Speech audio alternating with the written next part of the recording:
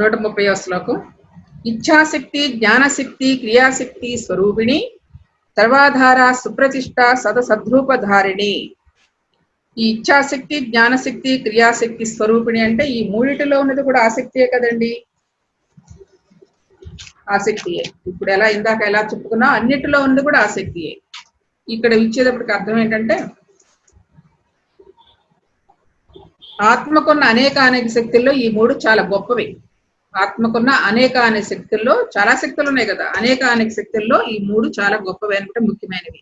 ధ్యాన సాధన ద్వారా ఈ శక్తులను మరింత ఎక్కువగా ఉన్నతమైన లక్ష్యాలను సాధించడానికి ఈ మూడింటిని ఉపయోగించుకోవచ్చు. ఏంటంటే ఉన్నతమైన లక్ష్యాలు మనం ఏదైతే అనుకున్నామో ఆ యొక్క స్థితికి, అంటే ఇప్పుడు మన ఏంటి ఆత్మజ్ఞానం పొందాలి, ఆత్మజ్ఞానంలో పరిపూర్ణ స్థితిని పొందాలి, నేను ఆ యొక్క ద్వంద్వాలకు అతీతంగా మోక్ష స్థితిని పొందాలి, లేదా పరమ పదాన్ని చేరాలి. ఇవ్వండి ఉన్నతమైన లక్ష్యాలు మనకి. అంటే ఇది ఆత్మపరంగా.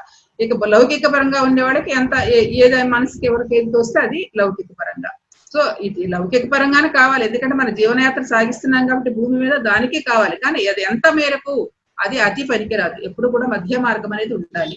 ఎంతవరకు మనకు ఆనందాన్ని కలిగిస్తుంది అంతవరకు ఆ సంతృప్తి, నిత్య తృప్తి అనుకుంటున్నాం కదండి, సంతృప్తి అనుకుంటున్నాం కదా, ఆ తృప్తి అనేది బాహ్య ప్రపంచంలో ఉండాలండి. బాహ్య విషయముల మీద బాహ్య ప్రపంచంలో తృప్తి ఉండాలి. ఆధ్యాత్మిక విషయంలో సంతృప్తి అనేది ఉండదండి. ఇంకెంత తెలుసుకున్నా మహాసాగరం, తెలుసుకున్న కొద్దీ వెళ్ళాలనిపిస్తుంది, ఇంకేదో కావాలనిపిస్తుంది. ఇది అసంతృప్తి ఇక్కడ ఉండాలి, అక్కడ సంతృప్తి ఉండాలి. ఏదంటే భౌతిక విషయాల సంతృప్తి, ఆధ్యాత్మిక విషయాల్లో అసంతృప్తి అనేది ఎప్పుడు ఉంటూనే ఉంటది. పొందుతాం, తృప్తిగా ఆనందంగా పొందుతాం, కానీ ఇంకేదో కావాలని కోరుకుంటుందండి. ఇంకేదో ఇది కాదు, ఇంకేదో ఉంది అని అదే అన్వేషణ, అదే సత్యాన్వేషణ, అదే ఆ పరమపదం చేరడానికి కావలసిన తృష్ణ. ఇది ఇచ్ఛాశక్తి అంటే స్వేచ్ఛా సంకల్ప శక్తి. ఇచ్ఛాశక్తి అంటే స్వేచ్ఛా సంకల్ప శక్తి. నీ యొక్క సంకల్పాన్ని నీ యొక్క స్వేచ్ఛగా నీవు ఏదనుకుంటున్నావు అది ఆ స్వేచ్ఛతో కూడిన సంకల్పాన్ని మీరు క్రియేట్ చేసుకోవాలి అన్నది ఇచ్ఛాశక్తి. మీరు అందరు ఇప్పుడు చేస్తున్నారు కదా, ఇప్పుడు పిఎంసి ఛానల్ పెట్టాలని, మరి ఇలా ఇవన్నీ చేయాలని, మీరు పిరమిడ్లు కట్టించాలని, పిరమిడ్ ధ్యానం చెప్పాలి, ఇవన్నీ మీ ఇచ్చలే కదా, మన ఇచ్చలే కదా, మనం వెళ్ళి చెప్పాలనుకుంటున్నాయి, మనలో ఉన్న కోరికలే కదా. సో దాన్ని స్వేచ్ఛా సంకల్ప శక్తి అంటే మన ఇష్టముతో స్వేచ్ఛతో మనం చేస్తున్నది ఈ సంకల్ప శక్తి. మరి దాన్ని చేయాలంటే ఏం చేయాలి? ఆ సంకల్పానికి ఏ విధంగా ఉండాలనే ఒక జ్ఞానాన్ని సమకూర్చుకోవాలి కదా, అది నిర్ణయించేదే జ్ఞానశక్తి. ఆ తర్వాత ఏదైతే నువ్వు కోరుకున్నావో, ఏదైతే నువ్వు సంకల్పించుకున్నావో, దాన్ని ఎలా చెయ్యాలని ఒక కార్యరూపానికి మనం మైండ్ లో ఫిక్స్ చేసుకున్నావో, దాన్ని కార్యరూపంలోకి తెచ్చడమే క్రియాశక్తి. ఇప్పుడు మేడం అన్నది పిరమిడ్లు చేసి ఇవ్వాలని ఆవిడకే సంకల్పం వచ్చింది. అంటే ఇలా వెళ్తే బాగుంటుంది, ఇలా అంటే మనుషులకి ఎలా దగ్గర అవ్వాలని చూడాలి కదా. ఒక బ్రెత్ అనే ఒక కాన్సెప్ట్ ద్వారా, పిరమిడ్ అనే కాన్సెప్ట్ ద్వారా ఇలా దగ్గరికి వెళితే వాళ్ళకి అర్థమవుతుంది అన్న విషయం ఆవిడ తీస్తున్నారు. అలాగే ఇక్కడ కూడా గుళ్ళల్లో మనకి కొలరాడోలో చక్కటి పిరమిడ్ పెట్టించారు, ప్రజలందరికీ తెలియాలనే కదా. సో ఇది మీ స్వేచ్ఛా సంకల్పం. దాన్ని ఎలా క్రియలో చేశారు, ఎలా ఏర్పరచాలన్నది ఆవిడ ప్లాన్ చేస్తున్నారు. మీరు అక్కడ చక్కగా నిర్మాణం చేసి తెలుసుకుని దాన్ని ఆచరణలో పెట్టారు.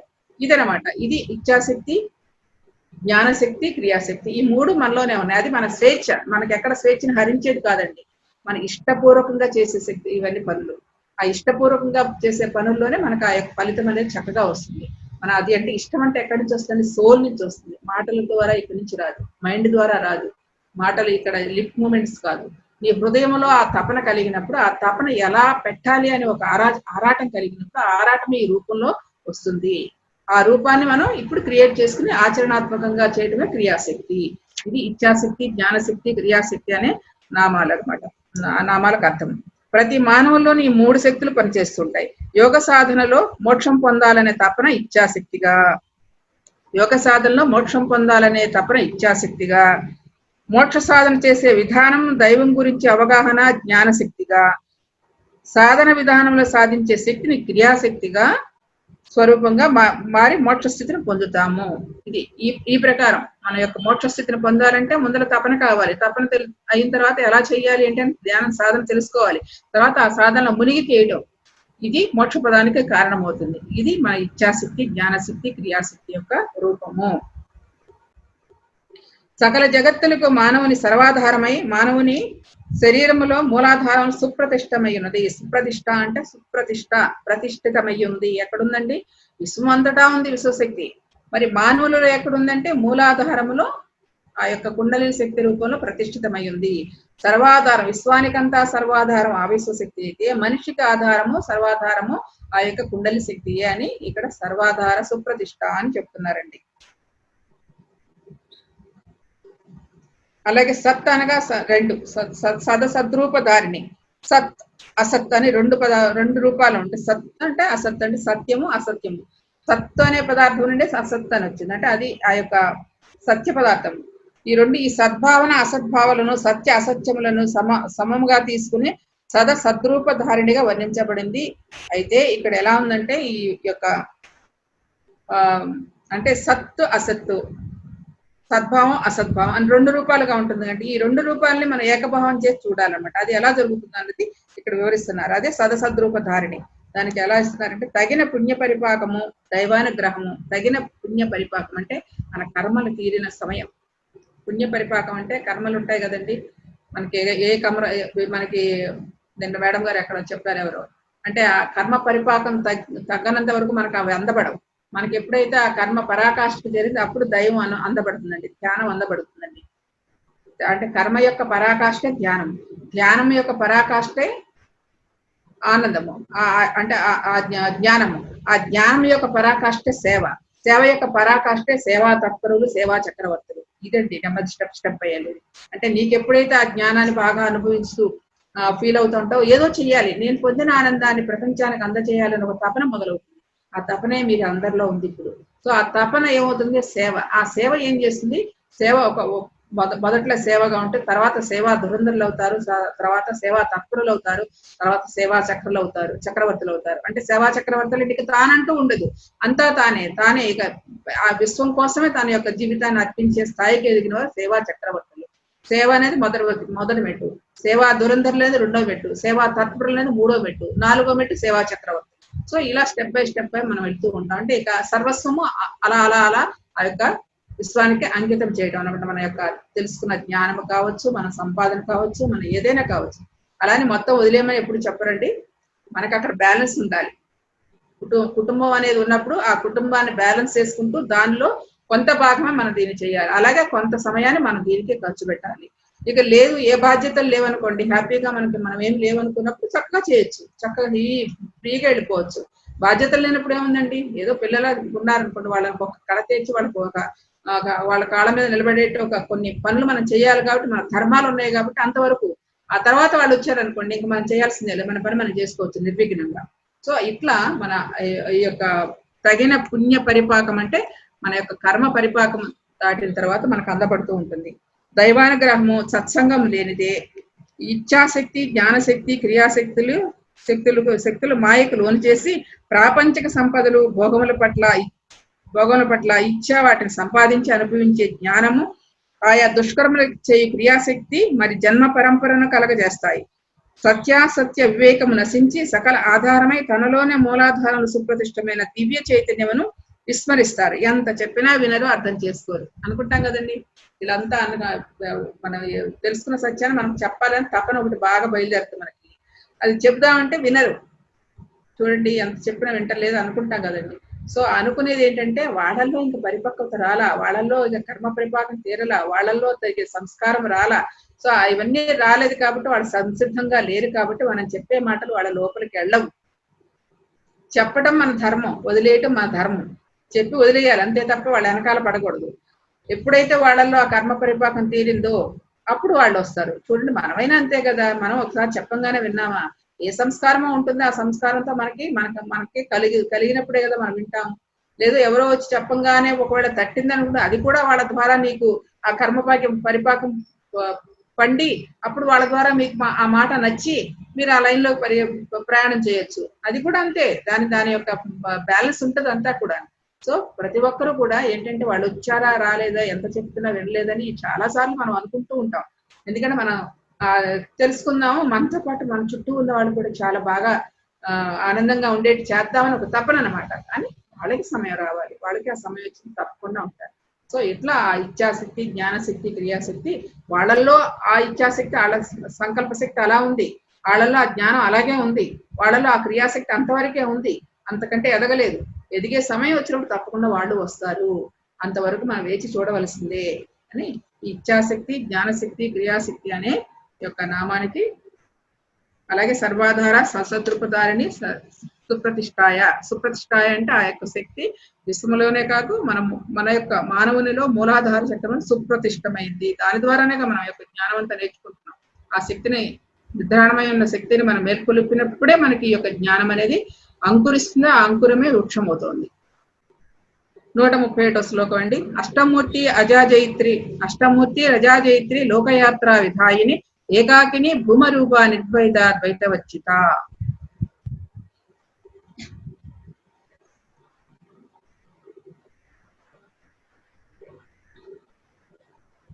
అష్టమూర్తి అంటే 8 రూపాలుగా ఉందండి. ఏమిటా 8 రూపాలంటే, అంటే కొంతమంది కొన్ని చెప్పారు.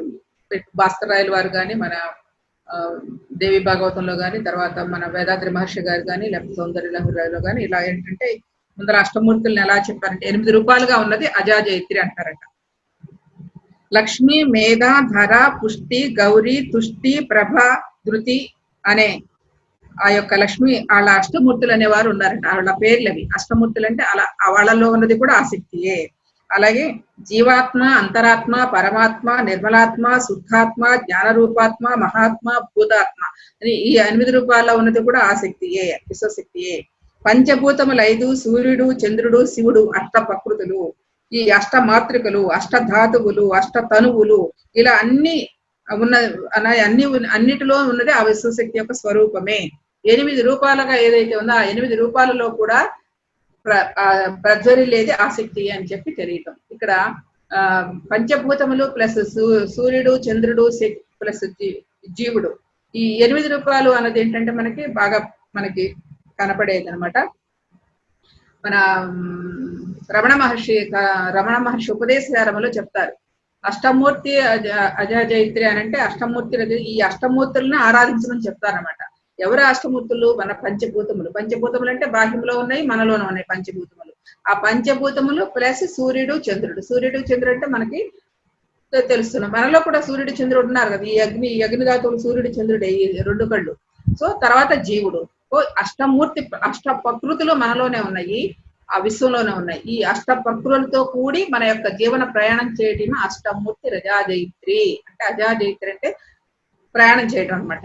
జైత్రయాత్ర చేయటం, దిగ్విజయంగా చేయటం, అలాటపగా కాకుండా చేసే పని మనకి అవగాహనతో, మనకి సాధనాపరంగా జ్ఞానం యొక్క ఫలం ఏంటంటే మనకు ఆ జ్ఞానం లభిస్తుంది. ఆ జ్ఞానం యొక్క ఫలంతో అజాజయిత్రి చక్కగా జైత్రయాత్ర చేయొచ్చు. ఇప్పుడు మనం ఆ జ్ఞానం తెలుసుకున్నాం కాబట్టే కదా ఈ రోజున మీరు పిరమిడ్లు కట్టిస్తున్నారు, ఎంతో మందికి చక్కగా ధ్యానం చెప్తున్నారు, చెప్పాలని తపనతో ఉన్నారు. అదే విధంగా మరి ఇంకా ఛానల్స్ అని అవన్నీ ఇవన్నీ ఏంటంటే మనలో ఉన్న విజ్ఞానాన్ని ఇలాగ పబ్లిక్ గా అందరికి అందించాలనే ఒక తపన, ఆరాటం.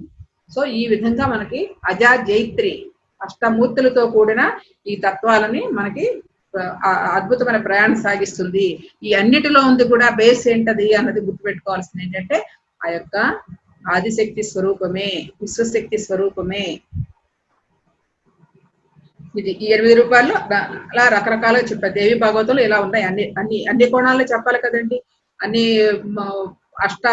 అష్టమూర్తులు అంటే అటు అమ్మవారి పేరులో ఉంది, అటు మరి ప్రకృతుల పేరులో ఉంది, అట్లా తనువులు, తనువులని కొంతమంది తనువులుగా జన్మించి వెళ్ళిపోతారు కొంతమంది గంధర్వులు, అలాంటివి ఉన్నాయి. అలా అన్ని అష్ట ఏదైతే అన్నిటిలో తన యొక్క వెనకాల ఉన్నది ఆ యొక్క విశ్వశక్తి అన్నది ఈ నామానికి అర్థం అనమాట.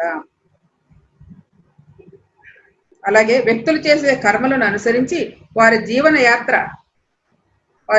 యాత్ర దైవముచే ఈ లోకంలో నిర్ణయించబడుతుందో లోకయాత్రా విధాయని అనే అర్థం. అంటే లోకయాత్రా విధాయని అంటే ఇప్పుడు మనం చేసే లోకయాత్రే. ఇప్పుడు జన్మ తీసుకున్నాం భూమి మీదకి, తీసుకున్న దగ్గర నుంచి మనం వెళ్లే వరకు ఏం చేస్తున్నాం, ఈ భూమి మీద అనేక అనుభవాల అనుభవాలు తెచ్చుకుంటూ యాత్ర చేస్తున్నాం కదా. ఇది మనుషుల యొక్క కర్మ పరంపరను బట్టి, మనం చేసుకున్న కర్మలను బట్టి మనకి ఇక్కడ వచ్చే ఈ యాత్ర, మన ఈ భూలోకంలో చేసే యాత్రని మనం అనుభవిస్తూ ఉంటాము. ఏదైతే చేసుకుని వచ్చామో, ఏదైతే ఫలాలు మనం తెచ్చుకున్నామో ఆ ఫలాలే ఇప్పుడు ఈ లోకయాత్ర, ఈ భూలోకంలో మనం అనుభవిస్తూ మన జీవనయాత్ర సాగిస్తున్నాము. సో మన అందరం మంచి ఫలాలే తెచ్చుకున్నాం కాబట్టి ఈ రోజున అద్భుతమైన మోక్ష పదాన్ని చేరడానికి మంచి మంచి జ్ఞానాన్ని చేకూర్చుకుంటున్నాము. అచ్చటి అలాంటి చక్కటి సజ్జన సాంగత్యాన్ని చేకూర్చుకుంటున్నామంటే మంచి ప్రయాణంలో మంచి స్థితిలో మనం ప్రయాణం చేస్తున్నాము. అది మన లోకయాత్ర విధాయిని అనే నామానికి అర్థము. సమస్తము ఏకాకిని.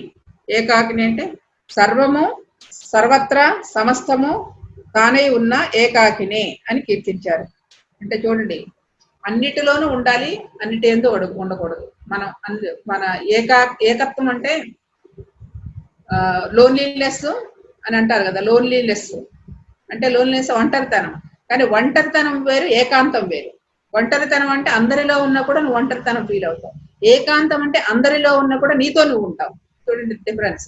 అందరిలోనూ ఉంటావు, ఎక్కడ ఏమి అన్ని పనులు జరుగుతూ ఉంటే అన్ని ఇప్పుడు పెళ్లిళ్ళు పేరెంటాల్లో ఉన్నా చక్కగా వెళుతున్నా మనం అక్కడ ఉత్సాహంగా పాల్గొంటూ ఉన్నామన్నా కానీ మైండ్లో ఎక్కడ ఉంటారు మీరు? మీతో మీరు ఉంటారు, మీ ఆత్మతో మీరు ఉంటారు. అది ఏకాంతము. మరి అదే లోన్లీనెస్ అంటే ఒంటరితనం అంటే ఎంతమంది ఉన్నా మీలో ఒంటరితనం పోదండి, అది ఏదో ఫీల్ అయిపోతూ ఉంటాం. అది ఒంటరితనం. ఆ ఒంటరితనం వేరు, ఏకాంతం వేరు. ఏకాంతంలో ఆనందం ఉంటుంది, ఒంటరితనంలో బాధ ఉంటుంది.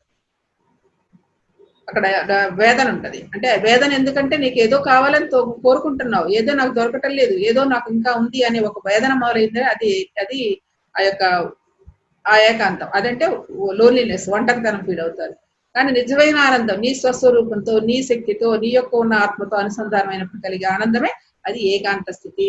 అది ఏమవుతుంది? అందుకే భగవానుడు శ్రీ శంకర భగవత్పాదులు వారు చెప్పారు ఏమిటంటే, యోగరతోవా భోగరతోవా సంగరతోవా సంగ విహీన ఎస్య బ్రహ్మణి రమతే చిత్తం నందతి నందతి ఏవా అని చెప్పేసి అన్నారు. అంటే యోగరతోవా భోగరతోవా, యోగములో ఉన్నా భోగములో ఉన్నా, యోగ సాధనలో చేస్తూ మునిగి తేలుతూ ఉన్నా, లేదా భోగములో ఉన్న అన్ని ప్రాపంచక విషయాల్లో ఉన్న యోగరతోవా భోగరతోవా సంగరతోవా సంఘ విహీన, అలాగే సంఘములో అందరి మధ్యలో ఉన్నా లేదా ఒక్కడివే ఉన్నా యోగరతోవా భోగరతోవా సంగరతోవా సంఘ విహీన యస్య బ్రహ్మణి. యస్య బ్రహ్మణి అంటే నీ ఆత్మతో నువ్వు రమిస్తున్నప్పుడు, ఆ బ్రహ్మతత్వంతో అనుసంధానమైనప్పుడు, రమతే చిత్తం, నీ చిత్తం ఆ యొక్క బ్రహ్మతత్వంలో రమించు స్థితి ఎప్పుడైతే ఉందో దాన్ని ఏమంటారండి? యస్య బ్రహ్మణి రమతే చిత్తం నందతి నందతి ఏవా. ఇక ఆనందమే ఆనందము అని చెప్పటమే ఇక్కడ ఈ నామానికి అర్థం అనమాట. ఏకాంతం అంటే ఇంత ఉంటుంది. ఏకాకిని అని అంటారు. ఏకాకిని అంటే ఇక ఎవ్వరూ లేకుండా నేను ఏకాకిని అనే దానిలో ఏమవుతుంది? చాలా నికృష్టమైన బాధ ఉంటుంది. అదే ఏకాంతం అన్నప్పుడు నీతో నీవు ఉన్నప్పుడు ఆ యొక్క ఆనంద స్థితి వేరు. చూడండి ఎంత తేడా ఉందో. ఇక్కడ ఒకే పదము రెండు విధాలుగా చూస్తుంది. ఇక్కడ నీ యొక్క జ్ఞాన పరిపక్వత లేనప్పుడు నువ్వు దానిలో స్థితము కానప్పుడు నీకు ఒంటరితనము బాధ కలుగుతుంది. అదే నీకు ఆ జ్ఞానము కలిగినప్పుడు లేకపోతే అనుభూతి కలిగినప్పుడు ఆ ఏకాంతం ఎంతమందిలో ఉన్నా ఆ ఏకాంతాన్ని వదలవండి. మనం అన్నిట్లోనూ ఉంటాం, ఎంతమందితో మాట్లాడుతూ ఉంటాం, అన్ని చక్కగా నవ్వుతూ ఉంటాం, కబుర్లు వేసుకుంటూ ఉంటాం. కానీ ఇక్కడ ఉంటదండి మనసు. ఎక్కడ ఉంటుందండి? ఈ హృదయంలో ఉంటుందండి. అప్పుడు అక్కడ ఎలా ఉంటుందండి? అందరిలో ఉంటుందండి. అందరు ఏం చేస్తున్నారు, ఏం చూస్తున్నారు, ఏంటిగా అలా వెళ్తుంది మనసు.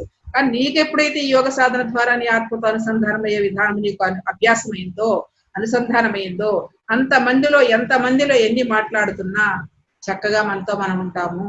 దానికి ఒక చిన్న ఎగ్జాంపుల్ కూడా ఒకసారి ఇచ్చాను. ఎలా ఉంటుందంటే, ఒక బిడ్డని మనం ఆడుకోమని అక్కడ వస్తువులు పడేసి చాపేసి బిడ్డని అక్కడ పడుకోబెట్టేసి మన పని మనం చేసుకోవడానికి వచ్చినా మన మనసు ఎక్కడ ఉంటుంది? బిడ్డ మీద ఉంటుంది. మన పని చేస్తూనే ఉంటాం. కానీ బిడ్డ ఇలా కదిలాడా చెవు మనం కానీ బాగా వచ్చి చూసుకుంటాం. అంటే ఎక్కడుందండి మన మనసు? బిడ్డ మీద మనసు పెట్టి పనులన్నీ చేస్తున్నాం. అదే విధంగా ఆ బిడ్డ మీద మనసు ఎలా పెట్టామో అదే విధంగా మన ఆత్మతో మనసు అనుసంధానం అయినప్పుడు ఎన్ని పనులు చేస్తున్నా దానితో ఏకమము. అదే పత్రం ఇవాంపస, అదే తామరాకు మీద నీటి పట్టు అన్నదానికి నిదర్శనం. ఇది లోకయాత్ర విధాయిని ఏకాకిని. లోకయాత్ర విధాయిని ఏకాకిని అనే నామానికి. భూమరూప అంటే అహం బ్రహ్మస్మి అనే అద్వైత సిద్ధిని పొందినప్పుడు కలిగే బ్రహ్మానందనే ఆత్మానుభవ స్థితిని, ఆనందమయ స్థితిని భూమస్థితి అంటారంటండి. శ్రీ లలిత యొక్క నిజతత్వము భూమరూపాన్ని కీర్తించబడింది. అంటే శ్రీ లలిత అమ్మవారి యొక్క నిజమైన సత్యమైన అనుభూతిపరమైన ఆనంద స్థితి, ఆ బ్రహ్మానంద స్థితినే భూమా స్థితి అన్నారు. అది ఆ భూమా స్థితి అని కీర్తించబడింది అని శ్రీ లలిత అమ్మవారిని అలా కీర్తించబడింది. ఆనందం ఎక్కడొస్తుందండి మనకి? మన యొక్క సాధన ద్వారా కలిగే తుర్యాతి అంటే చూడండి, స్టెప్పులు ఉంటాయి. ఆనంద స్థితి, బ్రహ్మానంద స్థితి, పరమానంద స్థితి, తుర్యాతీత స్థితి. ఇందులో కూడా స్టెప్పులు ఉంటాయి. ఆ స్టెప్పులకి వెళ్ళినప్పుడు ఆ తర్వాత ఇంకేం ఉండదండి. ఇక్కడ కొంతసేపు ఉంటాం, ఈ ఆనంద స్థితిలో కొద్దిసేపు ఉంటాం, మళ్ళా లోకంలోకి వచ్చారు. అలా అలా ఆనంద స్థితిని దాటి ఒక బ్రహ్మానంద స్థితికి వెళ్తాం. ఆ బ్రహ్మానంద స్థితిలో ఏమవుతుంది? అంతటా తానే ఉన్నానని ఒక అనుభూతి చెందుతాడు కాబట్టి అక్కడ ఆనందంగా స్థితిగా ఉండగలుగుతాడు. అది కొంతసేపే ఉంటుంది. మళ్ళా ఎప్పుడో మళ్ళా ఏదో కష్టమో లేదంటే ఏదైనా ఇబ్బంది కలిగినట్టు మళ్ళా బయటకు వస్తాం. అలా కాకుండా ఇంకా ముందుకు సాధన ద్వారా వెళ్తే బ్రహ్మానందం ఆ పరమానందం అవుతుంది. ఆ పరమానందమే తుర్యాతి అవుతుంది. ఇలా స్టెప్పులుగా మనం కూడా ఇంకా ఆ స్థితికి, అంటే ఆ విశ్వంలో ఉంటూనే విశ్వంలో అంటుకోకుండా ఉండే స్థితికి వెళ్ళే స్థాయికి ఎదగాలి. అదే ఆ స్థితి ఏదైతే ఉందో, ఆ పరమానంద స్థితి ఏదైతే ఉందో, ఆ అద్వైతానుభూతి స్థితి ఏదైతే ఉందో దాన్ని భూమ రూప అని కీర్తించబడింది. నిర్ద్వైత అంటే ద్వైతము లేదు. నిర్ద్వైత అంటే అంటే ఇంకొకటి మనకంటే ఇంకా అన్యంగా వేరే ఏదీ లేదు, ఉన్నది ఒకటే సత్యం అని అనుభవానికి రావాలి. నిర్ద్వైత అంటే ద్వైతము లేనటువంటిది. ఆ ద్వైతము లేని స్థితి ఏదైతుందో ఆ స్థితిని మనం అనుభూతి పొందాలి. అది మనం చెప్పుకున్న విశుద్ధ చక్రంలో ద్వంద్వాలకన్నిటికీ అతీతమైన స్థితికి వెళ్తాం అని చెప్పాను. అంటే ఆ ద్వంద్వాలన్నీ కూడా అక్కడ సంపూర్ణంగా నశించిపోతాయి, దగ్ధమైపోతాయి, అన్ని క్లీన్ అయిపోతాయి అని చెప్పుకున్నాం, ప్రక్షాళన అయిపోతాయి అని చెప్పుకున్నాం. సో అట్లా ఆ ద్వంద్వాలకన్నిటికీ అతీతంగా ఉన్న స్థితిని నిర్ద్వైత అంటారు. ద్వైతం లేనట్టు దాని ఇంకొకటి లేదు, తాను తప్ప మరొకటి లేదు. ఏంటి ఆ తాను? ఆ బ్రహ్మము. అదే ఆ యొక్క విశ్వశక్తి, ఆదిశక్తి, పరాశక్తి యొక్క స్వరూపం అనమాట. అంతకంటే భిన్నమైంది ఇంకొకటి లేనే లేదు ప్రపంచంలో, అంతకంటే గొప్పది లేనే లేదు అని చెప్పేసి నిర్ద్వైత అని చెప్పారు. అలాగే ద్వైతవర్జిత. ద్వైతవర్జిత అంటే ఆ ద్వైతాలని మనలో ఇప్పుడు చెప్పుకున్నాం కదండి, అవునా కాదా, డోలాయమాన పరిస్థితులు ఉంటాయి, ద్వంద్వాలు ఉంటాయి. సో ఈ రెండింటినీ కూడా ఆ దాటే స్థితిని అమ్మ కల్పిస్తుంది. ఎవరికి? చక్కగా చిత్తశుద్ధితో సాధకుడు సాధన చేసిన వాడికి ఆ ద్వైతవర్జిత అనే అనుభూతుల నుండి కూడా కడతేరుస్తుంది. అంటే ఆ ద్వైతాలు లేకుండా చేస్తుంది ఆ యొక్క విశ్వమాత, విశ్వశక్తి. అందుకే అంటున్నారు, విశ్వశక్తిని అనుభూతిగా దర్శించాలని కూడా ద్వంద్వాలను వదిలేయాలి. నానావిధ భిన్నత్వములతో కూడిన ఈ ప్రపంచంలో ప్రతి వస్తువు జీవ నిర్జీవ పదార్థములతో ఉందన్నమాట. అణువు పరమాణువులతో కలిసి సహా ప్రతి ఒక్క దాని యందు ఆ శ్రీ లలితని మనం దర్శించాలి. అంటే ఆ యొక్క విశ్వశక్తిని మనం దర్శించాలి. ఆ దర్శించుడు చేయటమే ఈ యొక్క ద్వైతవర్జిత అనే సాధన అనమాట. నామానికి అర్థము. అంటే సాధకుడు ఏం చేయాలి? ఇప్పుడు సకల పదార్థములను, సకల జీవరాశులను తారసపడే మన సకల పదార్థములందు, సకల జీవుల యందు, అలాగే మన ఎదురుగుండా ఏర్పడే ఘటనల యందు, ఘటనలు అంటే సంఘటనలు, మన ఎదురుగుండా ఏర్పడే సంఘటనల యందు, వాటి ఫలితాల యందు అన్ని శివశక్తి స్వరూపాలుగానే భావించాలి. అలా అనుభూతి పొందాలి. అలా శివశక్తియే తానే శివశక్తి అనే ఒక అనుభూతి పొందాలి అనే భావన రావాలి. అంటే తాను వేరు, శివతత్వం వేరు కాదు, శక్తి వేరు, తాను వేరు కాదు, అంతా తానే ఉంది, తానే అంతా ఉంది అనే ఒక అన్నిటి యందు చూడండి, మన యొక్క జీవరాశిలో, సకల జీవరాశిలో, మన పదార్థముల యందు, తర్వాత మన యొక్క ఘటనల యందు, అంటే మన ఎదురుగుండా ఏర్పడే సంఘటనల యందు, మన జీవితంలో అన్నిటి యందు కూడా ఆ శక్తి స్వరూపమే, ఆ దైవ స్వరూపమే ఇలా చేయిస్తుంది అన్న భావన మనలో అలా సుస్థిరమవ్వాలంటే ఎవరికండి? సాధకుడికి. ఆ సాధకుడికి అలాంటి అనుభూతి పొందినప్పుడే తాను వేరు, దైవం వేరు అని కాకుండా దైవమే తాను, తానే దైవం అనే ఒక అద్వైత అనుభూతి స్థితిని పొందడమే ద్వైతవర్జిత.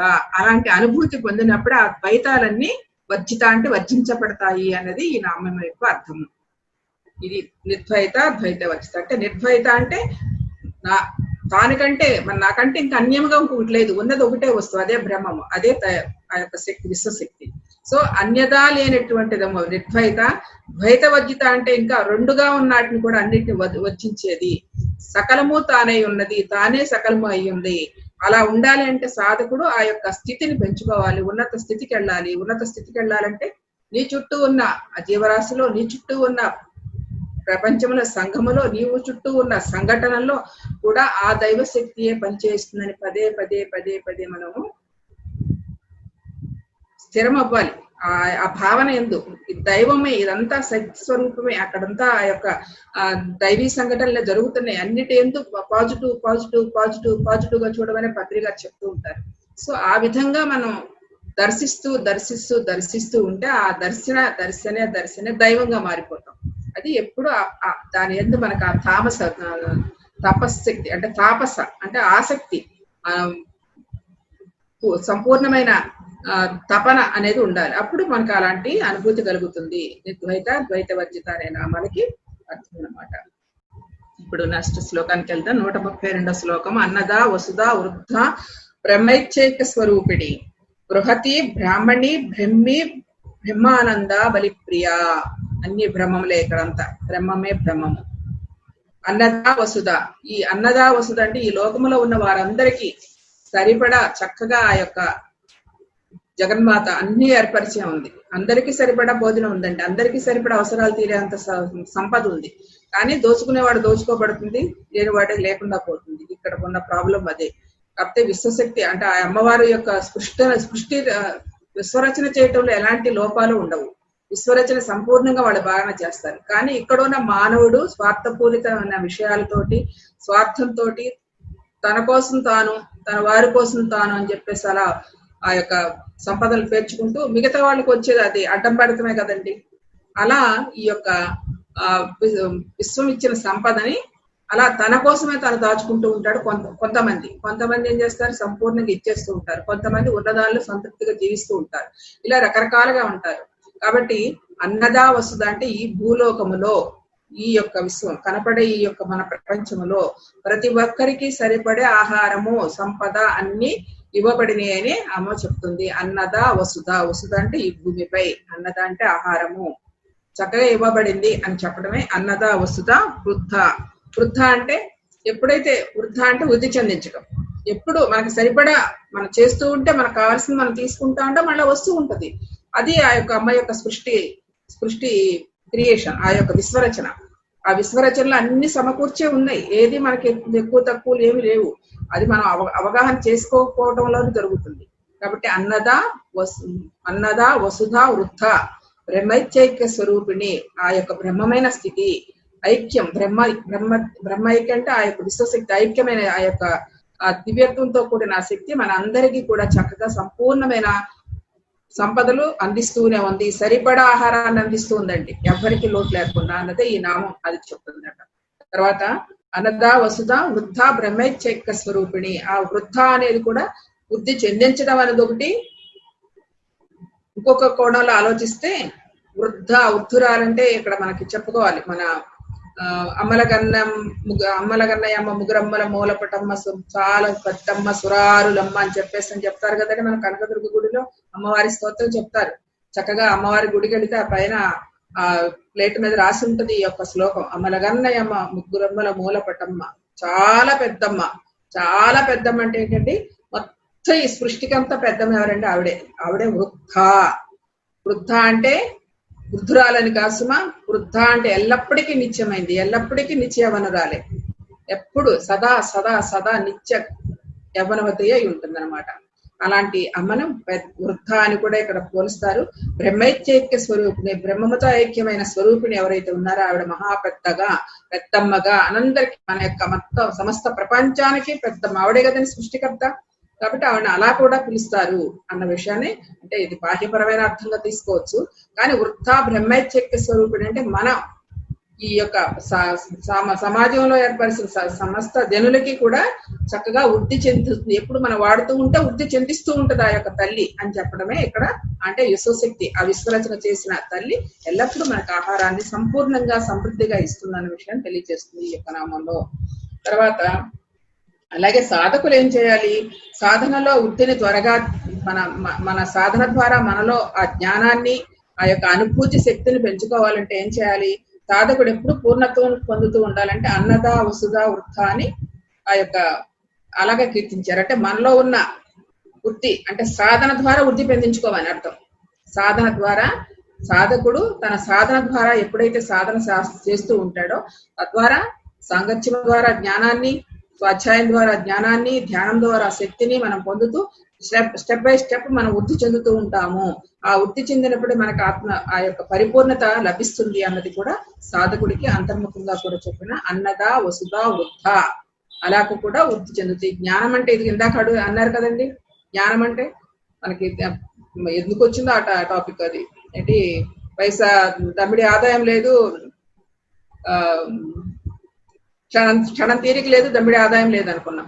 కానీ ఏంటంటే మనం బయటకు కనపడే మన మాట అలా అనుకున్నా, మనం చేసే పనులు ఒక స్పిరిచువల్ పర్సన్స్ అంటే ఒక ఆధ్యాత్మిక ప్రయాణంలో చేసే చక్కటి పనులు మనం చేస్తున్నప్పుడు మనకు సంబంధించిన జ్ఞానము, మనకు సంబంధించిన శక్తి, మనకు సంబంధించిన ఆ యొక్క విజ్డమ్ అంతా కూడా మనలో ఆటోమేటిక్ గా ఫామ్ అయి ఉంటుంది. అది మనకి ఈ క్షణం కనపడకపోవచ్చు, కానీ మన ముందున్న క్షణాల్లో మనకి భవిష్యత్ దర్శనం అవుతుందా అది అది అది అంత అంత లోతైంది. కానీ మనం ఆలోచించాం కదా, కనపడేది అనుకుంటాం. సో ఉత పదంగా అది వస్తూ ఉంటాయి, కానీ వాట్ ఈస్ ద వాట్ అంటే దాని వెనకాల. అందుకే నిన్న కూడా ఒకళ్ళు అనుకున్నాం ఏదో కాలక్షేపం అని. అసలు కాలక్షేపం అనేది లేదండి ఇక్కడ. ఎందుకంటే అందులో మన స్పిరిచువల్ పర్పస్, ఈ ఆధ్యాత్మిక ప్రయాణంలో, ఈ ఆధ్యాత్మిక భూమికిలోకి ఎంటర్ అయిన తర్వాత, ప్రవేశమైన తర్వాత ప్రతి ఒక్క మాట ఒక మంత్రం లాంటిదే. మనం వృధా మాటలు మాట్లాడుకోమండి, వృధా మాటలు ఉండవు. ఏ మాట మాట్లాడినా ఆ యొక్క ఎనర్జీ సిస్టమ్ కే కనెక్ట్ అయి ఉంటుంది. ఏ ఒక్క మాట మాట్లాడినా ఆ జ్ఞానానికి ఏ సంబంధించిన ఉంటుంది, ఏ ఒక్క పని చేస్తున్న ఆ జ్ఞానానికి సంబంధించిన పని అయి ఉంటుంది. కాబట్టి ఆ విధంగా మన యొక్క ప్రయాణం సాగుతూ ఉంటుంది. అందుకని సాధకుడు ఎప్పుడు కూడా తనతో తాను రమిస్తూ, తనతో తాను ఉంటూ ఆ యొక్క వృద్ధి చెందాలని నామానికి అర్థము. బ్రహ్మైక్యేక స్వరూపిణి, బ్రహ్మ ప్లస్ ఆత్మ ప్లస్ ఐక్య ప్లస్ స్వరూపిణి. బ్రహ్మ ఆత్మ అంటే బ్రహ్మాత్మ యొక్క ఐక్య స్వరూపిణి. ఈ బ్రహ్మములో ఈ జీవుడు ఐక్యమవుతున్నాడు అనేది బ్రహ్మైక్య స్వరూపిణి అనమాట. ఇక్కడ దీనికి ఏంటంటే ఆత్మను బ్రహ్మైక్యంగా గావించి పరబ్రహ్మమునందు బ్రహ్మానందు కలిగిస్తున్న శక్తిని బ్రహ్మైక్య స్వరూపిణి అంటారు. మనకు ఒక ఆనంద స్థితి కలుగుతుంది కదండి జ్ఞానం ద్వారా. ఇప్పుడు ఎన్నోసార్లు ఆనందం పొందాం. సో ఆనందాన్ని కలిగించే శక్తి ఏదైతే ఉందో ఆ శక్తిని బ్రహ్మైక్య స్వరూపిణి అంటారు. ఆ బ్రహ్మముతో అనుసంధానం చేసి ఐక్యం చేసే స్థితి ఏదైతే ఉందో ఆ స్థితిని బ్రహ్మైక్య స్వరూపిణి అన్నారు. బృహత్ అంటే గొప్ప శక్తివంతమైనది, గొప్పది అనేది. ఇంకంతకంటే మించి చెప్పడానికి పదం కూడా లేదన్నమాట. బృహత్ అనేది అంత మహా గొప్పమైనది. మరి అంత మహా గొప్పమైనది ఏంటిది, గొప్పదైనది ఏంటిది? ఆ బ్రహ్మమే.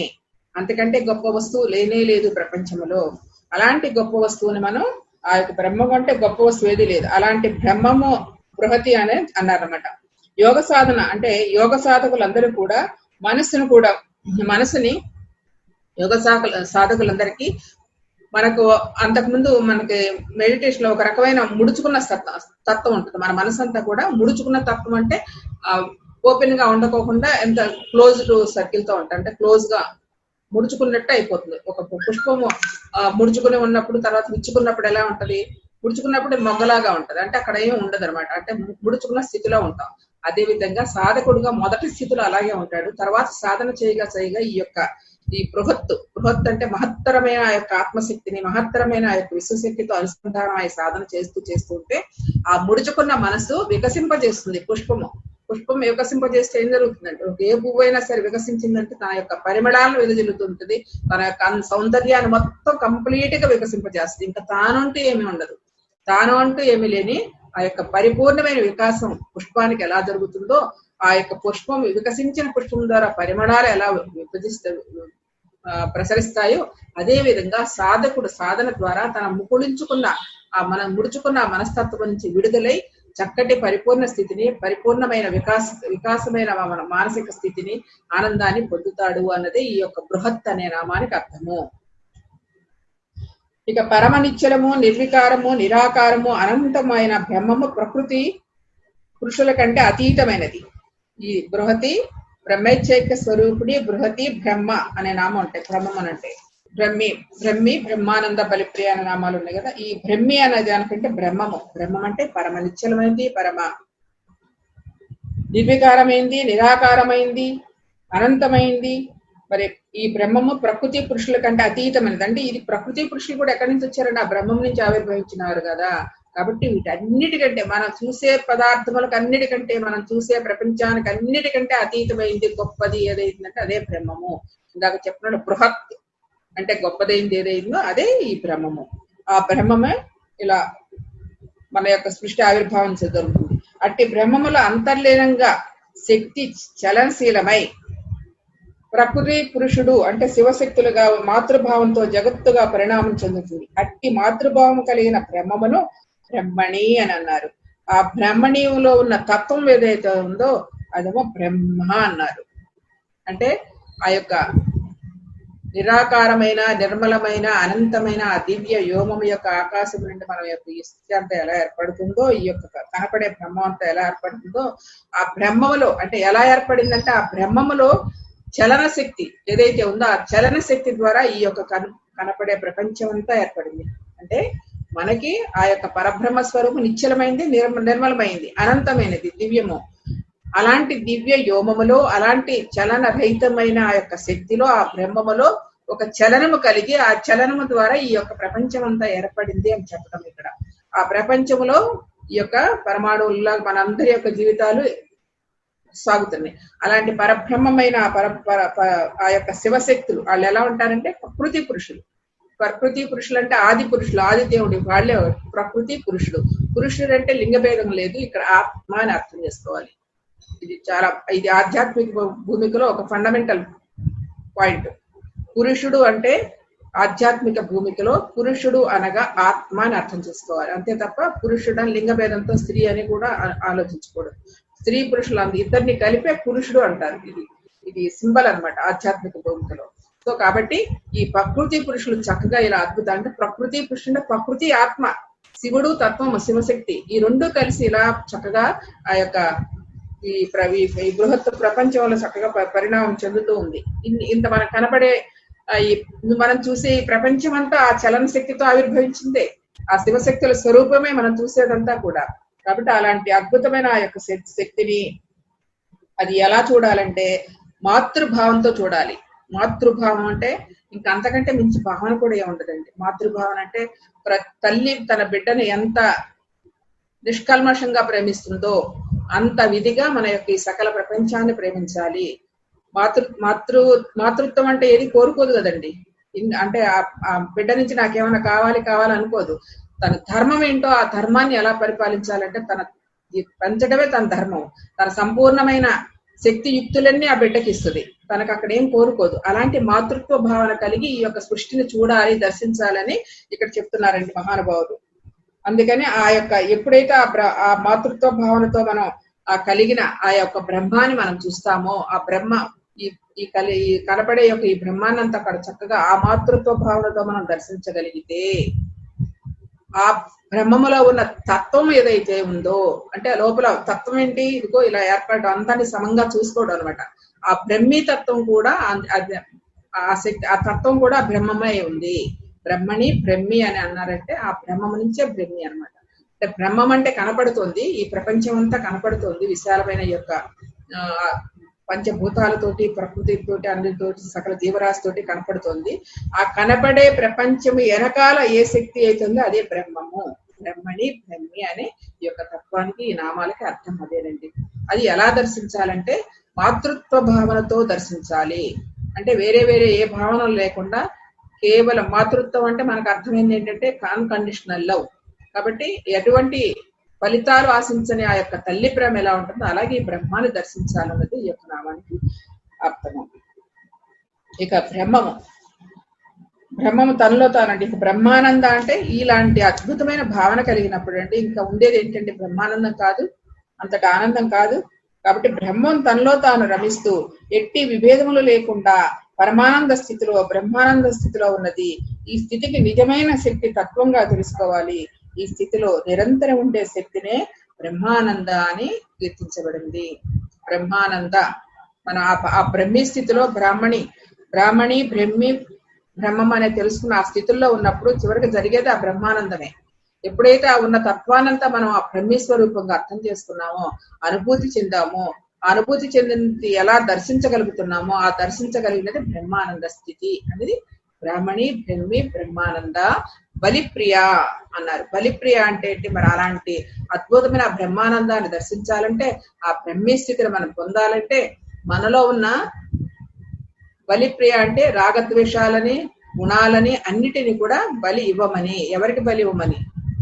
ఎవరికే కాదు బలి ఇచ్చేది, మనలో ఉన్న ఆ దుర్గుణాలని, ఆ భావోద్వేగాలని, మనలో ఉన్న ఎమోషన్స్ ని ఏవైతే ఉన్నాయో, మరి తామస గుణాలని, ఈ గుణాలన్నిటి కూడా తొలగించుకోవాలి అని చెప్పడం ఇక్కడ బలిప్రియ. బలిప్రియ అంటే అది. బలి అంటే ఇప్పుడు అన్నదా వసుదా వృద్ధా బ్రహ్మత్యేక స్వరూపుడి బ్రహ్మణి బృహత్తి బ్రాహ్మణి బృహత్ బ్రహ్మి బ్రహ్మణి బ్రహ్మానంద బలిప్రియ అంటే ఏమనుకుంటారంటే, బలిప్రియ అంటే మనకి కొన్ని యజ్ఞాలు ఉన్నాయండి, ఒక జంతువుల్లో లేదా మానవులు కూడా ఇస్తారు, బలిస్తారు.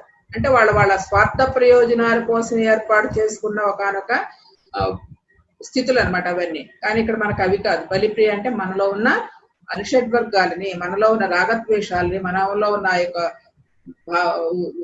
ఉద్వేగాలని అన్నిటిని కూడా తొలగించాలి. అదే చూడండి, ఇంకా గుడిలోకి వెళ్ళిన తర్వాత మనకి అనేక మంది మన దేవాలయాలకు వెళ్తా ఉంటాం. ఇప్పుడైతే ఉన్నాయో లేవో కానీ మనకి పురాతనమైన దేవాలయాల్లో ముందర వెళ్ళంగానే ధ్వజస్తంభం ఉంటుంది. అది ధ్వజస్తంభం ముందు ఒక బలిపీఠం అని ఒకటి ఉంటుంది, చిన్నది ఇట్లా ఆ పువ్వురాకారంలో. ఆ బలిపీఠం అంటే ఏంటండి, మనం బయట నుంచి గుడి లోపలికి ప్రాకారంలోకి అడుగు పెట్టగానే అదే కనపడుతుంది ఆ ధ్వజస్తంభం ముందు. అక్కడికి వెళ్ళి మన ఏ ఆలోచనతో ఉన్నామో, ఎలాంటివి ఉన్నామో అక్కడికి వెళ్ళి అలా ఒకసారి నమస్కారం చేసుకుంటే ఇవన్నీ ప్రక్షాళన అయిపోతాయి. ఆ తద్వారా ఒకసారి 3 సార్లు రౌండ్ వేసి వచ్చామంటే, ఆ గుడి చుట్టూ ప్రదక్షిణ చేస్తున్నామంటే మనలో ఉన్న ఆ లోపల ఉన్న భావాలన్నీ కూడా ప్రక్షాళన చెంది ఆ ప్రాకారంలో ఉన్న శక్తిని మనం తీసుకున్నట్టు ఇదంతా ప్రక్షాళన అయిపోతుంది. కాబట్టి వెళ్ళంగానే మనం చేయవలసింది మన గుణాలను అక్కడ అర్పించాలి. మన బలిప్రియ అంటే అది అసలైన విషయం. అంతేగాని బలులు ఇవ్వటం కాదు, ఈ యొక్క దేవతలకి ఈ యొక్క జీవాలని అర్పించడం కాదు బలిప్రియ అనేది.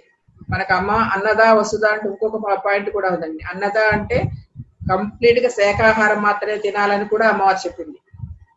ఇది రాయలేదు, మర్చిపోయినా. అన్నదా అంటే వసుధపై, ఈ భూమిపై ఏదైతే ఆహారంగా సంపాదించి పెట్టిందో ఆ తల్లి, అది ఆ గ్రీన్ అంటే ప్లాంటేషన్ ద్వారా ఏదైతే వచ్చిందో అలాంటి ఆహారాన్ని తీసుకోవాలని చెప్పి అన్నదా వసుధ. వసుధ అంటే భూమిపైన ఏదైతే పడుతూ ఉన్నాయో దాని ఆహారంగా తీసుకోవాలని చెప్పారు. కాబట్టి అది అందుకనే బలిప్రియ అంటే ఒక జంతువులను బలి ఇవ్వటం కాదు, నీలో ఉన్న కామక్రోధాలు, నీలో ఉన్న అరిషడ్వర్గాలు, నీలో ఉన్న ఆ రాగద్వేషాలు ఏదైతే ఉన్నా వాటిని బలి ఇవ్వమని చెప్పడమే దీని అర్థము.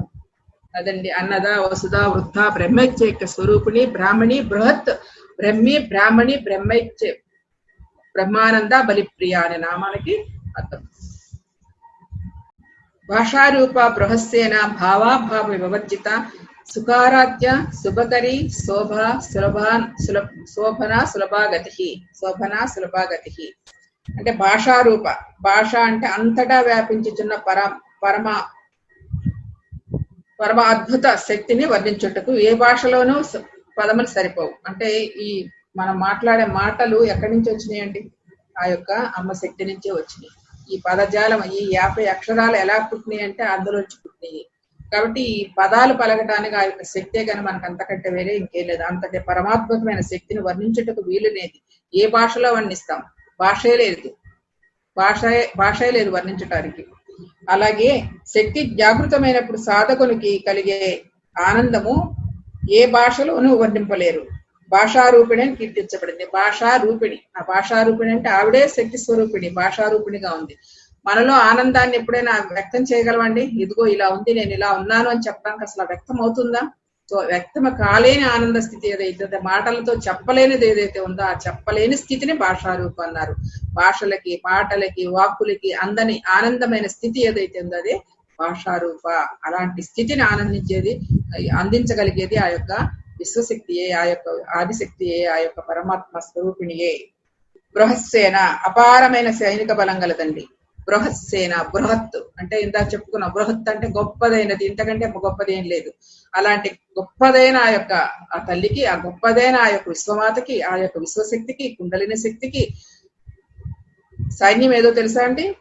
సైన్యము బ్రహ్మ విష్ణు మహేశ్వరులు, ఇంద్రాది దేవతలు సమూహము, అనంతమైన వేదరాశి, వేదాంత జ్ఞానము ఆమె సైన్యము. విశ్వశక్తిని అవగాహన చేసుకుని ఆరాధించే వారికి ఎటువంటి విపత్తులు ఎదురైనా పలు విధములుగా కాపాడబడుతూ ఉంటుంది, పలు శక్తులతో కాపాడబడుతూ ఉంటది.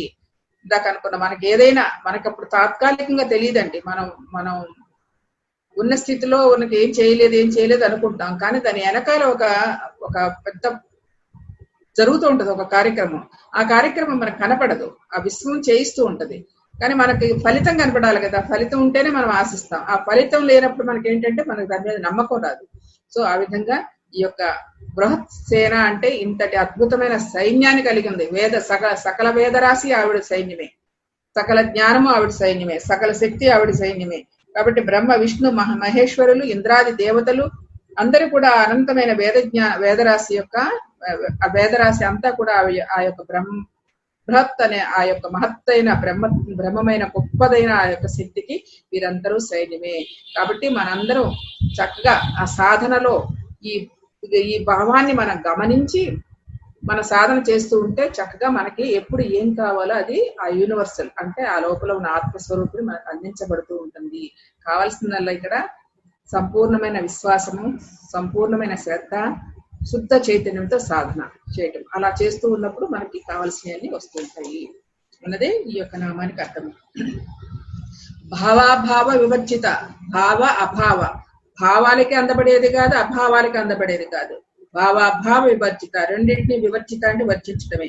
అంటే భాషకు మౌనమే, మాటలు లేవండి, అందుకే మౌనం మౌనం మౌనం అంటారు. మౌనం అంటే పరమ పరమ మౌనం. ఒక ఒక యోగి ఇంకొక యోగి వెళ్ళినప్పుడు దగ్గరకు కూర్చున్నప్పుడు అంటే పరమ ఉత్కృష్టమైన యోగులు కలయిక జరిగినప్పుడు వాళ్ళు మాట్లాడుకోరండి, మాట్లాడుకోవాల్సిన అవసరం లేదు వాళ్ళకి, పదాలతో పని లేదు వాళ్ళకి, పదాలతో పని లేదు. చిన్న ఎగ్జాంపుల్ చెప్తాను. 2006లో షిరిడీలో యజ్ఞం చేసామండి 7 days. అప్పుడు 7 days మహాయజ్ఞాలు ఉంటాయి. ఆ 7 రోజుల యజ్ఞాలు షిరిడి సాయినాథుడి గుడికి ఎదురుగుండా పెద్ద స్థలం తీసుకుని దానికి పెద్ద హంగామా అంతా ఉంటుంది. పాపం పిల్లలందరూ కూడా చాలా మంది పిల్లలు సంవత్సరం పాటు అక్కడికి వెళ్ళి కృషి చేసి ఆ తర్వాత అక్కడ యజ్ఞాన్ని ఏర్పాటు చేస్తే మేమందరం వెళ్ళి అప్పుడు ఎంజాయ్ చేసాం. కానీ దాని వెనకాల ఎంతో పిరమిడ్ మాస్టర్స్ కృషి ఉంది. మనకి తెలియని చోటకి వెళ్ళి తెలియని చోట యజ్ఞం చేయటం అంటే తమాషా అనేటువంటి అప్పట్లో అలాగే పెట్టేవారు యజ్ఞాలన్నీ. షిరిడీలో, తర్వాత తిరువన్నామలలో, తర్వాత శ్రీశైలములో, ఇలాగా మనకి తెలియనది ఒక దివ్యక్షేత్రాల్లో పెట్టారండి అప్పట్లో. ఒక 4-5 ఏళ్ల పాటు అలా జరిగింది. అలా మరి అలాంటి చోటు చేయాలంటే ఎంత కష్టం ఉంటుందండి. పిహెచ్డి మాస్టర్స్ ఎంత కష్టపడ్డారో ఆ విషయం తీసుకురావడానికి. సో ఆ విధంగా అప్పుడు జరిగినప్పుడు అక్కడ ఆ యజ్ఞంలో జంగ్లీ వాసుదేవ్ అని ఉన్నారండి. జగ్లీ బాబా కాదు, ఇప్పుడున్న జగ్లీ వాసుదేవ్ కదండి, జంగ్లీ బాబా అని ఉన్నారు ఇప్పుడు కూడా. మహారాష్ట్రలో ఆ యొక్క షిరిడి సంస్థానానికి ఒక 5 కిలోమీటర్లు 10 కిలోమీటర్ల దూరంలో ఒక ఆశ్రమం ఉందండి. ఆయన భూమికి ఎంతే ఉంటాడండి, సరిగ్గా ఒక 3-4 అడుగుల మనిషి కూడా కాదు, అంత గొప్ప శక్తివంతుడు. సో ఆయన మన యజ్ఞాన్ని చేయడానికి కాస్తంత ఆశ్రమంలో స్థానం కల్పించాడు. అలాగే రోజు ఆయన వచ్చి మనకి చక్కటి సంగీతం వినిపించేవాడు వాళ్ళ బృందంతో, అలా చేసేవారు. సో ఒకసారి ఫస్ట్ మేము యజ్ఞానికి ముందే 2 రోజుల ముందు వెళ్ళాము. అప్పుడు గురువు గారు పత్రి గారు మేము కలిసి ఆయన దగ్గరికి వెళ్ళాము అనమాట. ఆశ్రమంలోకి వెళ్ళి అక్కడ కూర్చున్నామండి మేమందరం. ఆయన ఏదో మాటలేమో మాకేముంది, వాళ్ళు హిందీ మాట్లాడుతున్నారు, మనకేం హిందీ రాదు, ఎవరు ఏం మాట్లాడలేదు, కామ్గా కూర్చున్నా, ఏదో ప్రసాదం ఇచ్చారు, తీసుకుని బయటకు వచ్చాం. అంతవరకు వాళ్ళిద్దరు కూడా ఏం మాట్లాడుకోలేదు, పత్రి గారు ఆయన కూడా. ఏం మాట్లాడతారా వాళ్ళిద్దరని ఇలా కళ్ళు పెట్టుకు చూస్తున్నాం అనమాట. ఏమి మాట్లాడు, ఒక్క మాట కూడా మాట్లాడు, ఇద్దరు అలాగే చూసుకుంటూ కూర్చున్నారు. తర్వాత నెమ్మదిగా బయటకు వచ్చారు. ఏంటి సార్ ఏం మాట్లాడేది ఏముంది అన్నారు.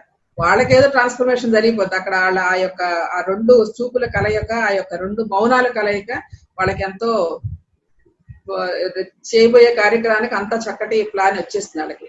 అదనమాట. అంత అలా ఉంటాయి వాళ్ళ యొక్క గురువులు. అదే మన స్వామి రామ కూడా అదే చెప్తారండి, మౌనము పరమ మౌనం అని, పరమోత్తమం అనేది. మనకి మాటలతో అందనేది భావాలతో చెప్పేస్తామండి. చూడండి, చాలా మంది భావాలతో మనం అర్థం చేసుకోవచ్చు. అందుకని ఈ ఆధ్యాత్మిక చిన్న ప్రయాణంలో మనకు భాషతో పని లేదు, ఎలాంటి భాష అయినా మనం అర్థం చేసుకోగలం.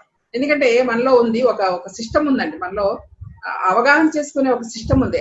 మనకి ఆధ్యాత్మిక భూమికలో అనేక రకాలుగా మనకి తెలుసుకోబడే తత్వం లోపల ఉండిపోయింది. అందుకని ఇంత చిన్న వాక్యం కనుక అంతలా మనం అర్థం చేసేసుకుంటాం. అది పెద్ద గొప్ప విషయం అండి మనకి.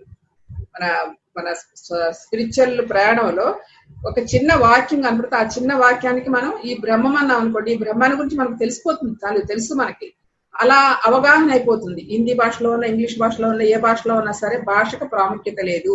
ఆ భాష ఆ పదముల వెనకాల ఉన్న ఆ తత్వం ఏదైతే ఉందో ఆ పదం యొక్క భావం ఏమైతే ఉందో ఆ భావాన్ని మనం పట్టుకోవాలి, అది కావాల్సింది. అందుకని భావమునికి అభావం మనకు రెండిటికి అందబడేది కాదు ఆ ఎనర్జీ సిస్టమ్, ఆ యొక్క విశ్వశక్తి అన్నదే భావ వివర్జిత అనే నామానికి అర్థం అండి. అందుకనే సాధకుడు భావం అభావం లేని ఒకనొక స్థాణు స్థితిని, సమాధి స్థితిని పొందినప్పుడు మాత్రమే సంపూర్ణ జ్ఞానశక్తులు కలుగుతాయని ఇదే భావ వివర్జిత అని అన్నారు. మన సాధనలో కూడా ఒక స్టేజ్లు వెళ్తూ ఉంటాయండి. స్టేజ్ అని కాదు, పరిణామం జరుగుతూ ఉంటే ఏమనిపిస్తుంది అంటే తర్వాత మాట్లాడాలనిపించదండి, ఎవరితో ఏం మాట్లాడాలనిపించదు, అలా మౌనంగా ఉండాలనిపిస్తుంది. అదొక రకమైన ఆనంద స్థితి, ఆ స్థాణు స్థితి అంటారు. స్థాణు అంటే ఒక కదలకుండా మెదలకుండా ఉంటుంది చూసారండి, అలాంటి స్థితిని కూడా మనం పొందుతాం. అది కూడా ధ్యాన సాధనలో ఒక అనుభూతి. ఆ బ్రహ్మానంద స్థితి ఎలాంటి అనుభూతి పొందుతున్నారో ఈ స్థాణు స్థితి అంటే సమాధి స్థితి అనమాట.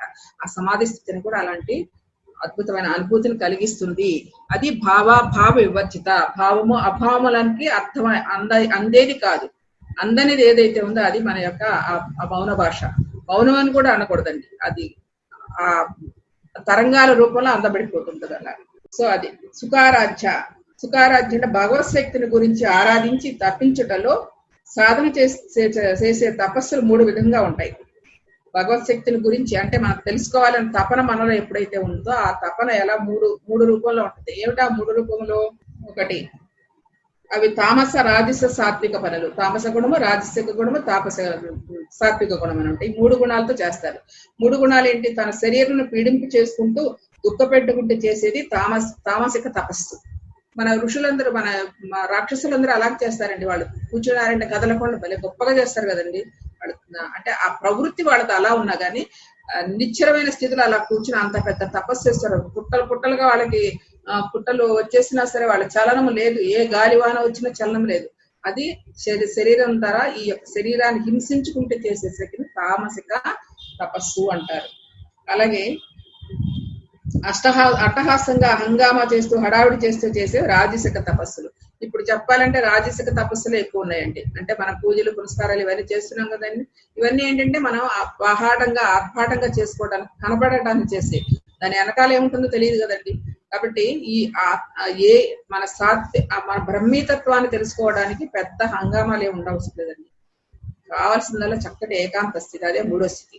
చక్కటి ఏకాంత స్థితిలో హాయిగా ప్రశాంతంగా కూర్చుని కళ్ళు మూసుకుని నీ లోపలికి నువ్వు ప్రయాణం చేయటం 3వ స్థితి. మొదటి స్థితి శరీరాన్ని హింసించుకుంటూ చేసేది.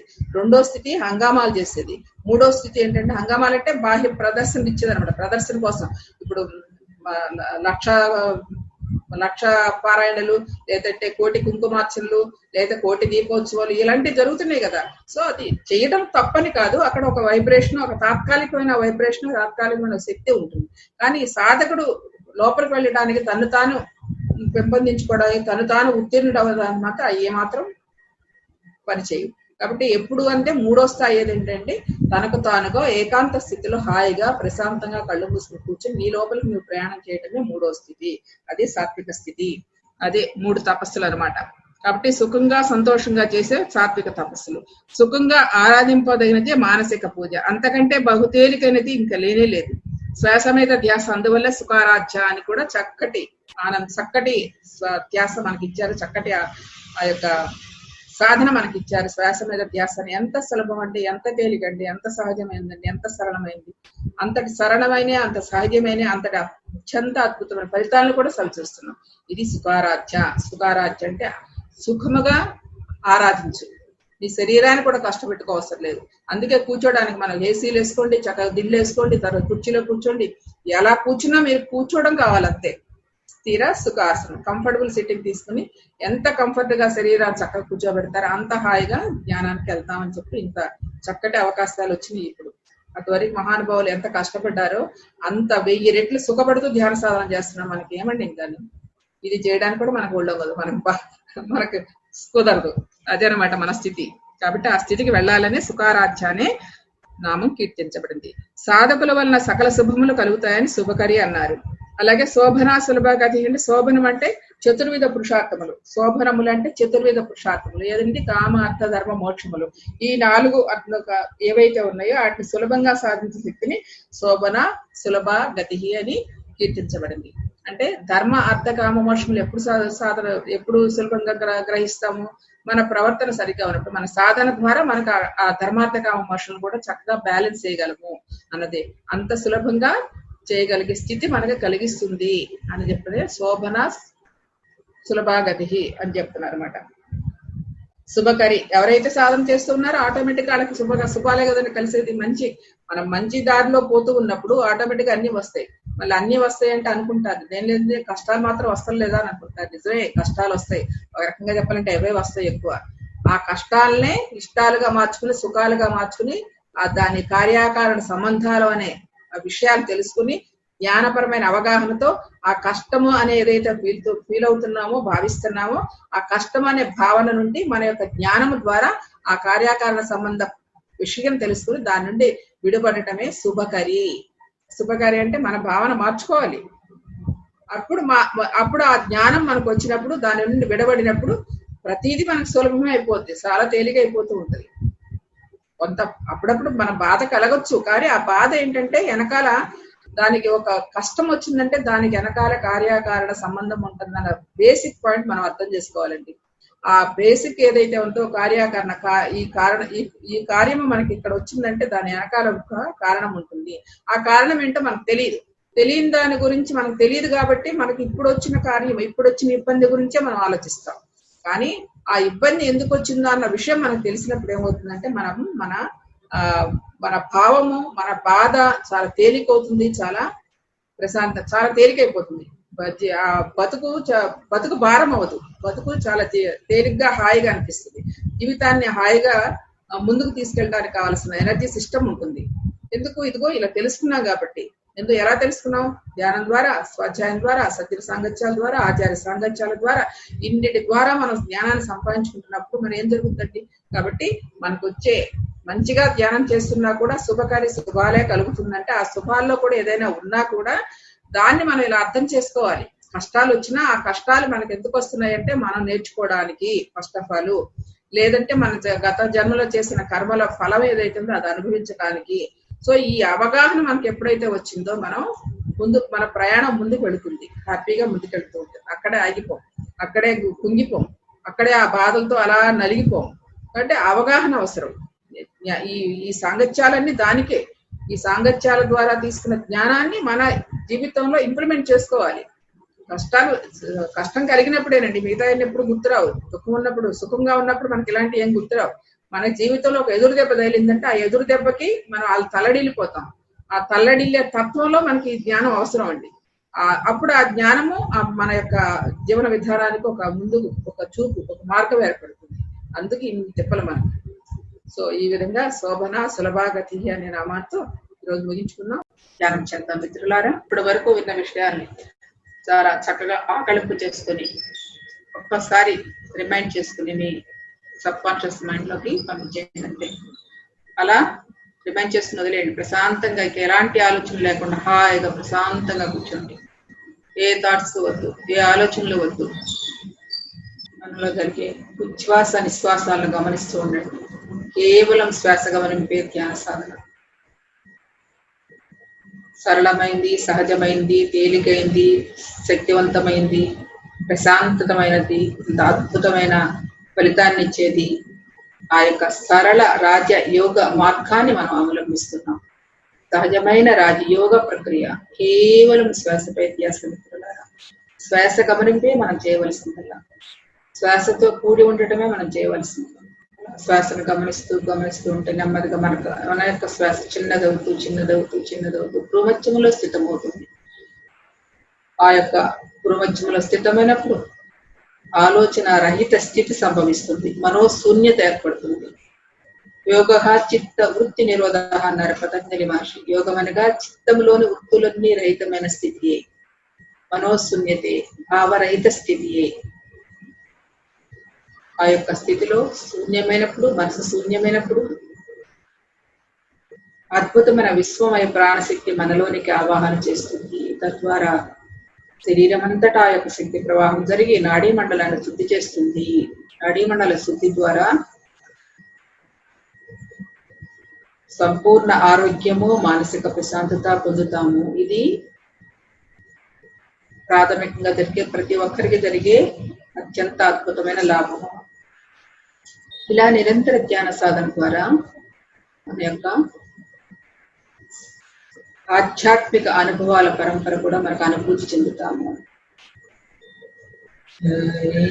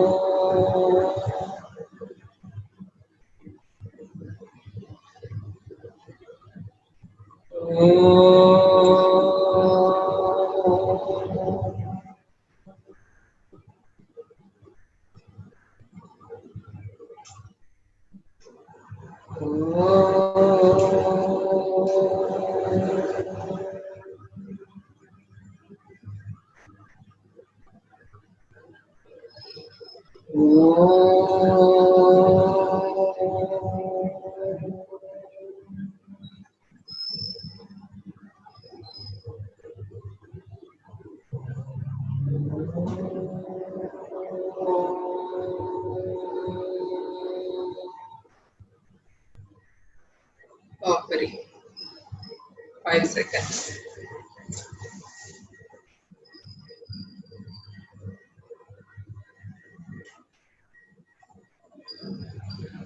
5, 4, 3, 2, 1.